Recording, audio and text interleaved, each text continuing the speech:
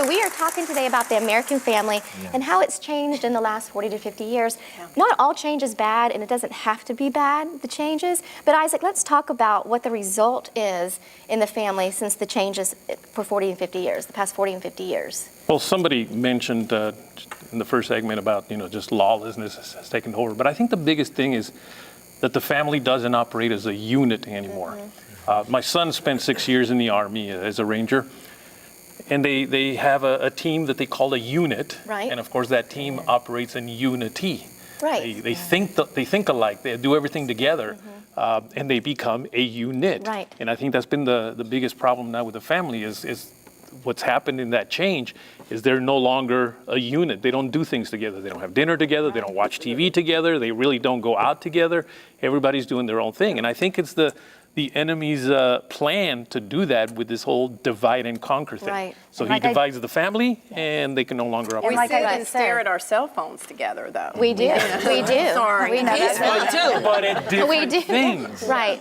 Yeah, and I think that was a great point when you're talking about unity, and I think that's one of the things that's pulled the family away from that unity is technology, and consequently what has really happened is ultimately we've lost relationships. Right. Families nowadays, what I find is there's just such a void of relationships. You can have people that are connected by blood but have no relationship. And for me, growing up in a big family, that, having siblings and, I think just the whole aspect of being in the house, we were forced to share. We were forced to even share the bed together. You slept together. You had different things that went on and you had to share.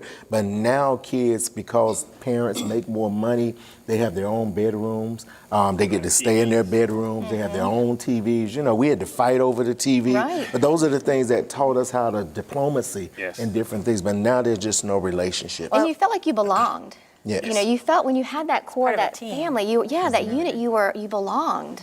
Well, I must have planted some good seeds, and the word says that if we plant good seeds, train up a child in the way they should go, and they won't soon depart. Right. So with our eyes, we might see that the core of America seems to be crumbling. We know that in middle America and rural America, we still have good values and teens still know what to do. They might still need supervision because of the way the dynamic has changed. Right. But for example, I have 5 children, and my oldest son just bought a house, and he bought a house with 5 bedrooms so he could have a space for his siblings to come transition after they got out of college. That's And I just love that he said fabulous. that. But I think unity is the key, and we just saw during the inaugural speech of our new governor in Georgia, Governor Kemp, that he said that Georgia is a state united. Amen. And I believe that will lead the way for other states in America to believe there is hope to be united. Right. And I think love is viewed in a different way in the families these days because I'm not 40 yet, but I know that coming up, my dad's way of showing love was that he worked every day to provide.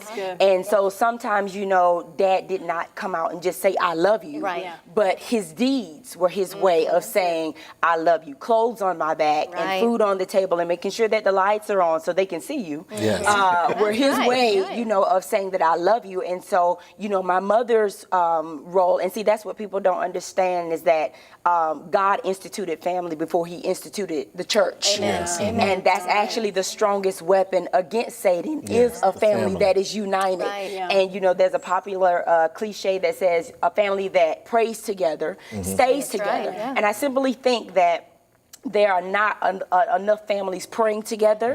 And I think that somewhere, the church, we have failed our families because we're not teaching them that, there's a time, my family, my mother's gone home to be with the Lord, and I have a sister and a nephew and a father that I care for. But additionally, coming from the school system, I have gained 32 children, not born for me. They all have a stretch mark on them,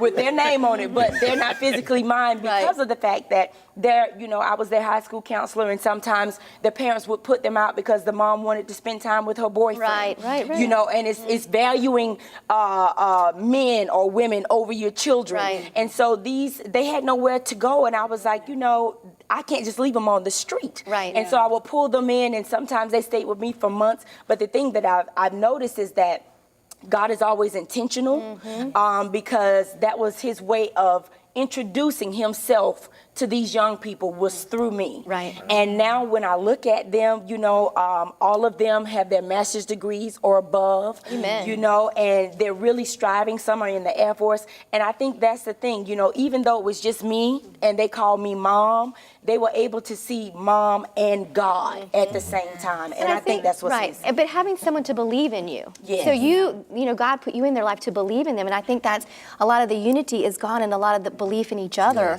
has gone. And when you have someone believe in you, I mean, you can move That's mountains. right. I think unity too comes from the Lord. It has Right. to come from Him first. And so the head of the house, just as Joshua said, as for me and my house, Right. we will serve the Lord. And when you have someone saying that, not like, you know, we Right. will serve the Lord, you know, you rebellious kids, you get Right, in line, right. not like What is it, that. hellfire and broomsticks? Right, Right, but with love. And- Yeah, with Yes, love and yes. joy. Yes. It's a joy to serve the Lord. Right. And when we're serving the Lord, we're in unity. When we're worshiping Him, we're Right. in unity. But you know another thing that's come against that, especially with young people? We're giving them too many options. Right. When I was coming up, it was not a choice about whether you went to church or That's not. it. You right. were getting up, Yep. you stayed up late on Saturday, that's your fault, but you're getting up at 8 o'clock And going to and you're church. going to That's church. right. And we had assigned roles in the church, so they made us a part of it. So I think we've given our children too many options, Right. and that's where the devil is creeping in. That and just being too busy. Yes. Too busy, too tired. I'm just, you know. And the world normalizing that church isn't important. I mean, I remember coaches starting to have practice on Sundays and having to resist and say, well, we need to go to church. Well, fine, we'll go to a different time of service, but we were arranging our schedule around that, and that's not right. Right. And it says in the book of Hebrews that it's important to gather together, and the children need to know that church isn't about the religion or the spirit of religion, but for that community and accountability. Right, it's about relationship and building and And- keeping and that strengthening unity. families. Right. Well, stay tuned. We will be right back with more on the American family here at the Christian View.